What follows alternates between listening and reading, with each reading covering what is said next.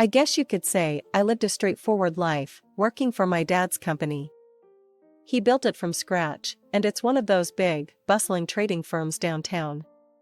I stuck to my job, didn't really date much. Most evenings were simple, me and Jess, my best friend since high school, hanging out. Jess? She's a whirlwind, always with a new guy on her arm. I lost count a long time ago.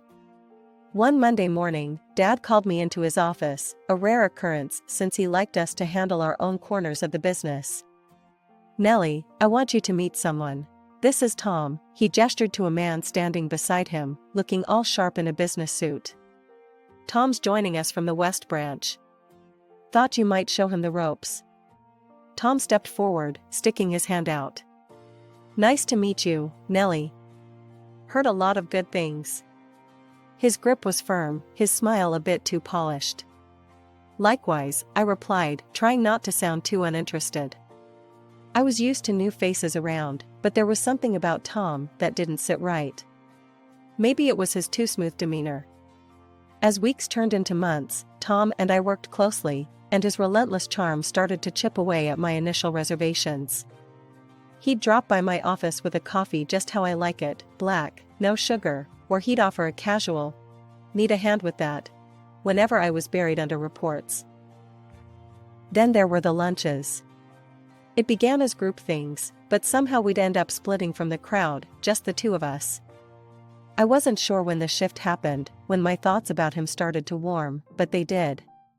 Jess, of course, was less than thrilled. We were at her place, a cozy, cluttered apartment she never seemed to stay in long enough to clean.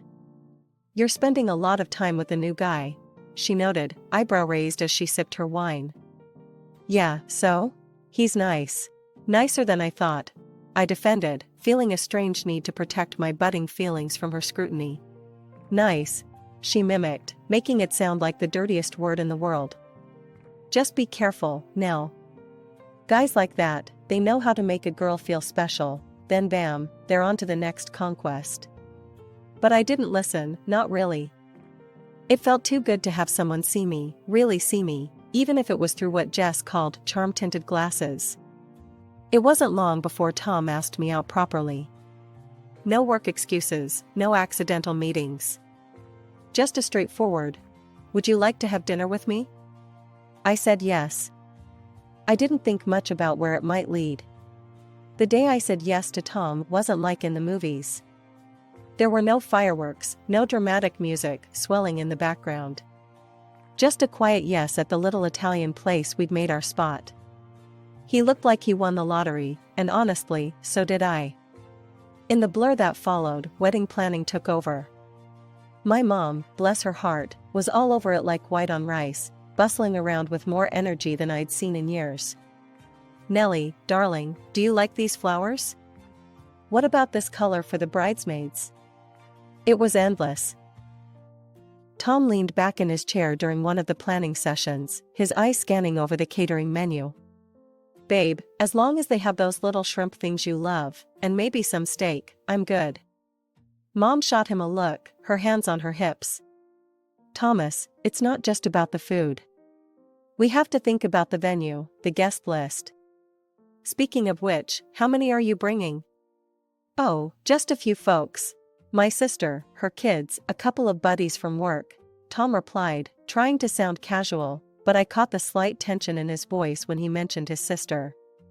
His sister, Sarah, was a single mom with twins. I hadn't met her until the wedding day, and she was as frazzled as any solo parent with two hyper 3-year-olds would be.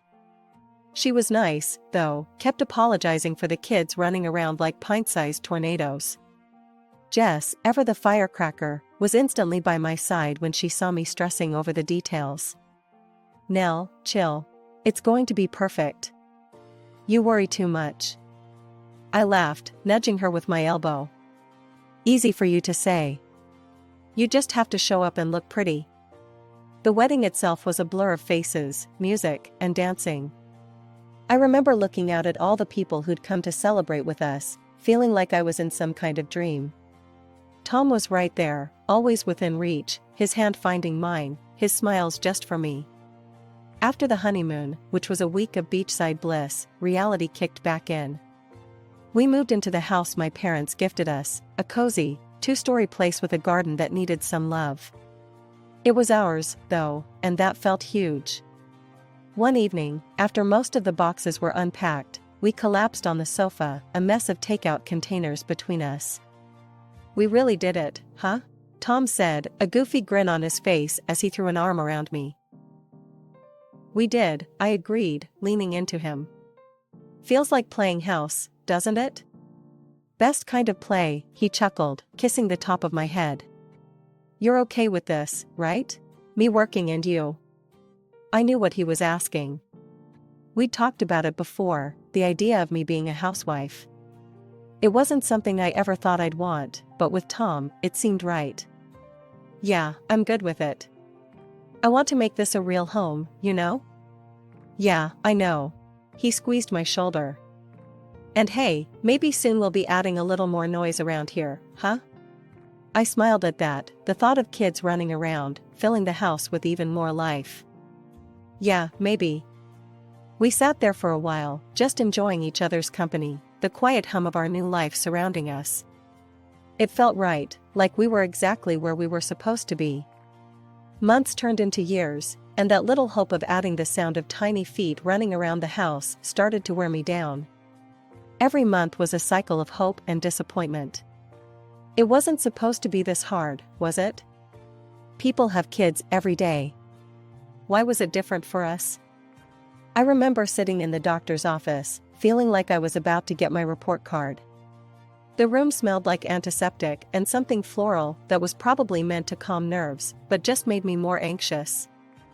"Well, Nellie," the doctor started, looking over her glasses at me after checking all the test results. "Everything seems normal. These things sometimes take time. Just keep trying, and try not to worry." Tom was trying to be supportive, but I could tell it was getting to him too. One night over dinner, he reached across the table, taking my hand. "Hey, we're in this together, okay? We're a team, right?" "Right," I agreed, but part of me wondered if I was letting him down. Jess was a whirlwind of support and blunt pep talks. "You're stressing too much. It's like trying to catch a butterfly with a net. Just chill." I rolled my eyes, though her words did ease the tension a bit. "Easy for you to say. You're not the one going through it." She waved a dismissive hand. "True. But I see you, all wound up all the time. It's not gonna help you get pregnant." The conversation shifted when Jess dropped her own bombshell a few weeks later. We were at a cafe, the smell of coffee strong in the air.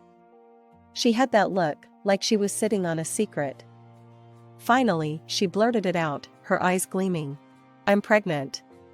For a moment, everything stopped. The cafe noise faded into the background, and I felt a mix of joy and an inexplicable sting. Jess, that's amazing." I managed, my voice brighter than I felt. "Yeah, it's kinda crazy, right? I mean, I wasn't even trying," she added, then winced, realizing how her words might sound to me. "Who's the dad?" I asked, genuinely curious, despite the ache in my chest. She shrugged, her expression unreadable. "Just some guy. You don't know him. Anyway, we're not together or anything. It's just me and this little bean." I nodded, the news settling in. I was happy for her, really. But it was a stark reminder of what I didn't have. As we talked more, her excitement infectious, I felt my own worries slip away, replaced by something like hope. Maybe not all paths were straight. Maybe some had detours that still led to beautiful places. The months after Jess had her baby boy were a whirl of emotions. I visited her as soon as she was settled back home, carrying the plush, overpriced baby blanket I'd picked out, something soft enough for royalty. Jess seemed overwhelmed but happy, a tired smile permanently etched on her face. "God, Nellie, it's insane. I barely have time to shower, let alone host visits," she confessed as we sat on her cluttered couch, her new baby cradled in her arms. "I totally get it," I reassured her, trying not to feel sidelined. Just know I'm here, whenever you need a break or just want to scream into a pillow. Back at